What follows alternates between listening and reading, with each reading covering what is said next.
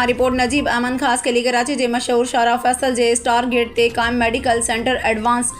Remedy central अस्पताल में free medical camp जो एहतमाम किया वियो, जंहिंमें ख़ुसूसी तौर कैनेडा खां आयल प्रोफेसर डॉक्टर अवैस करनी खां अलावा शहीद बेनज़ीर भुट्टो मेडिकल यूनिवर्सिटी जे professor Shahnawaz Rajpar director medical university जे director professor Abdul Rab Bhutto, doctor Kausar Shah साबिक़ मेडिकल एडवाइज़र सिंध हुकूमत, प्रोफेसर डॉक्टर शाह मोहम्मद नूनारी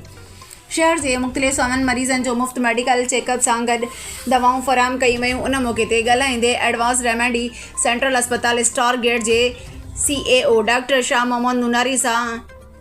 नुमाइंदनि सां ख़ुसूसी ॻाल्हि ॿोल कंदे चयो त हिन मेडिकल सेंटर में जदीद मेडिकल सहूलतुनि जो आगाज़ कियो वियो आहे, जीअं हितां जा शहरी ॿाहिरि वञण बदिरां शहर में ई पंहिंजो इलाजु बहितर नमूने कराए सघनि। उन मौके ते कैनेडा खां ख़ुसूसी तौर फ्री मेडिकल कैंप में अचण ते डॉक्टर प्रोफेसर अवैस